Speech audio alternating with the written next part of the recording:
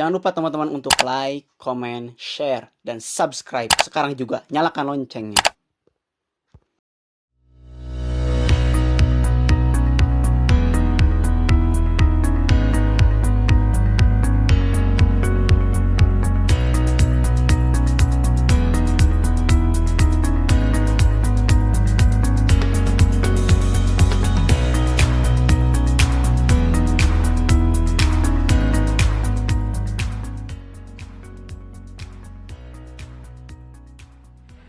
Oke, assalamualaikum warahmatullahi wabarakatuh.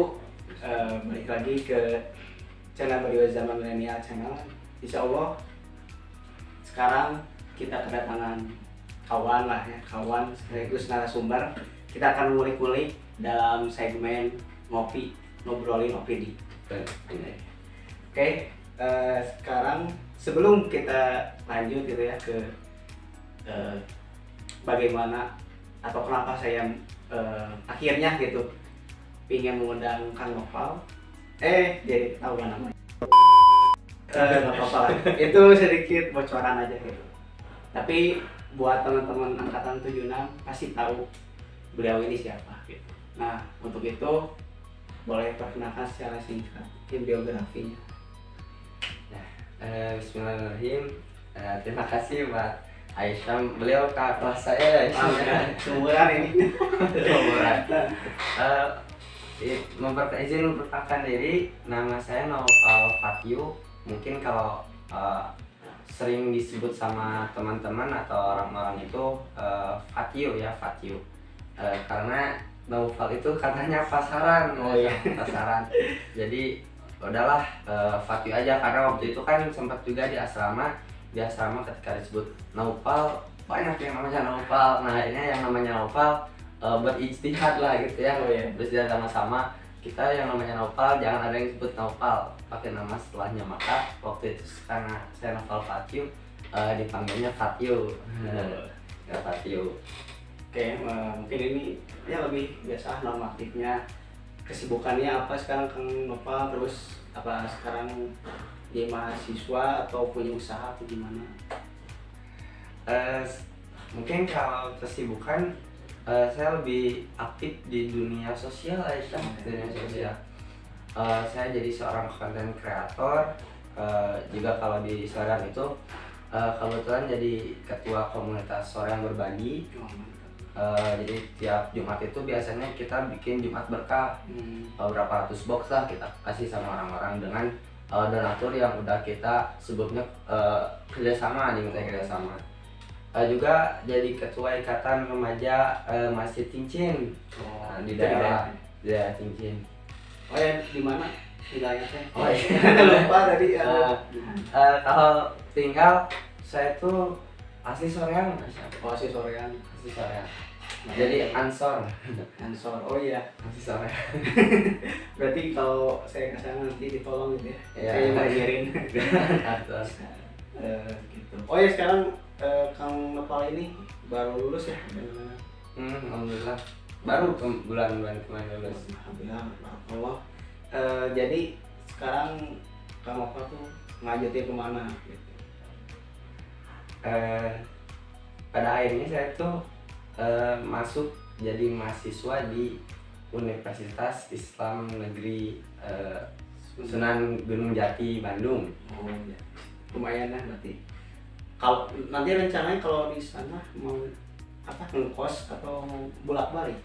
Kalau kondisi masih seperti ini, kemungkinan masih di rumah. Oh iya, online ya. Online. Tapi kalau misalnya emang udah bisa offline, ada pengen akan ke sana. Berarti ngekos ini. Kita ngekos atau nanti gabung sama teman-teman di Mahad. Oh ada ya, pernah dengar ya. Jadi teman-teman semua, ada satu alasan lah kenapa saya ingin mengundang Kang Noval ini. Pastinya karena konsistensinya lah gitu ya dalam membuat video. Jujur saja saya pun terinspirasi gitu awalnya dari Kang Noval ya. Awal-awal bahkan nge-DM ya, saya nanya-nanya gitu gimana cara editnya gimana.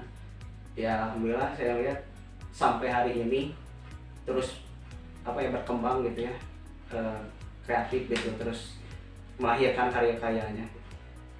Nah, tapi sebelum Kang Nova bisa seperti ini gitu ya sekarang, pasti ada hal-hal yang latar belakang gitu, jauh.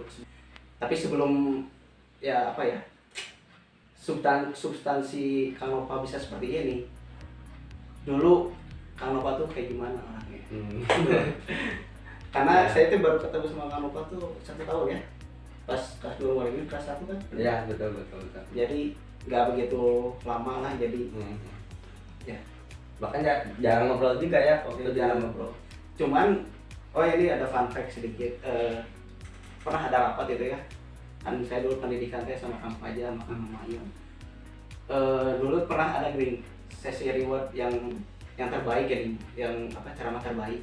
Karena Nova itu sebenarnya masuk kandidat karena walaupun waktu itu Kang Nova belum semahir kayak sekarang, tapi Kang Nova tuh dulu punya ciri khas gitu, gitu, dengan buah suaranya gitu, saya ingat waktu itu. Tapi akhirnya waktu itu kan Nasir itu atau siapa, saya lupa. Cuman saya ini langsung ke impresif gitu ke Nopal ini waktu awal-awal gitu.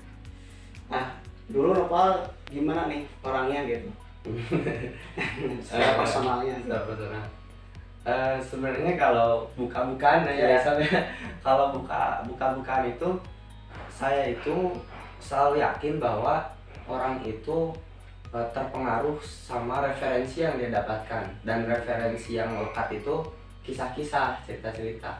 Nah, maka dulu itu saya sebenarnya orang yang terpengaruh sekali sama kisahnya Naruto. Nah, bahkan sama-sama pencinta Naruto.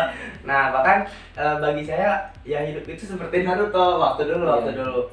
Dalam artian tentang menjadi yang terbaik, tentang menjadi yang terdepan. Kan buat Naruto itu aku tidak akan mengambil kata-kataku karena itulah jalan ninjaku. Nah, itu benar. Aku akan menjadi Hokage dan melampaui Hokage sebelumnya. Nah dari sana ada ketertarikan sendiri. Ketertarikannya dalam artian saya tuh pengen gitu berusaha jadi yang terdepan, pengen berusaha jadi yang nomor 1 gitu.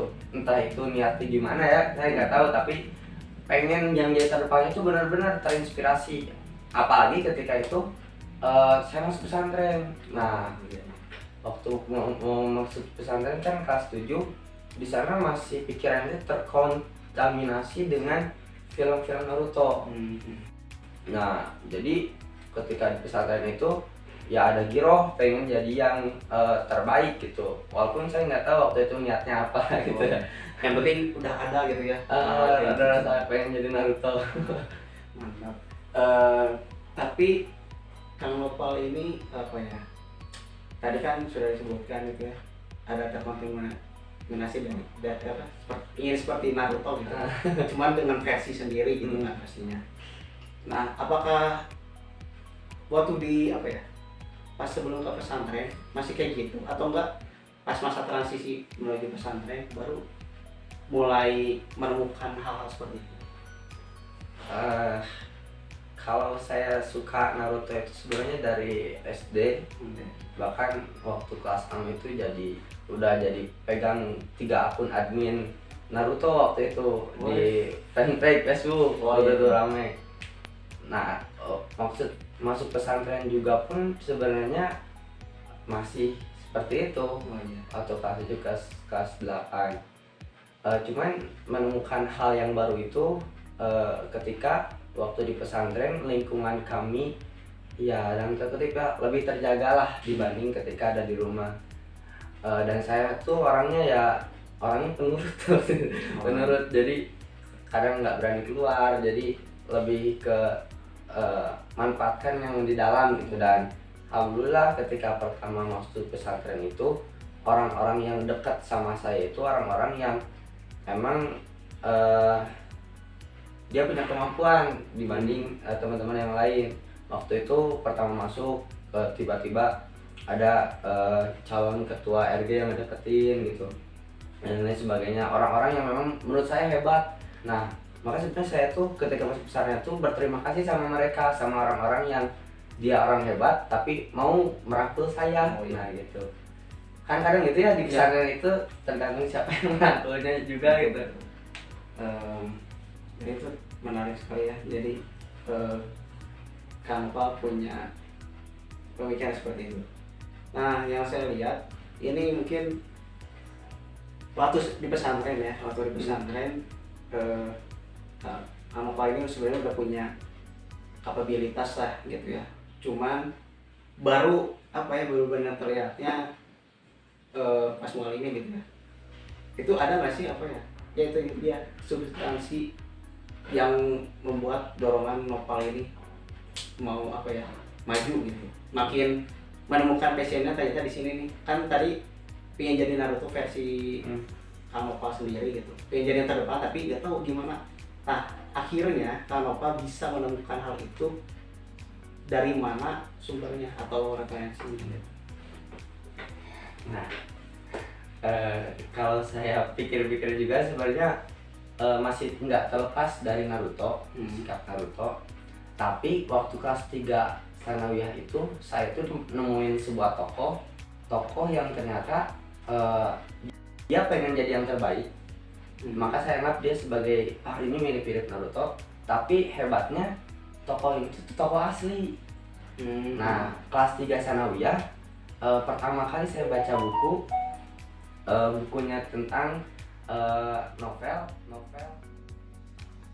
Jika Nopal sendiri punya ekspektasi yang tinggi, ada orang-orang di lingkungan Nopal ini pasti gak akan seimbang.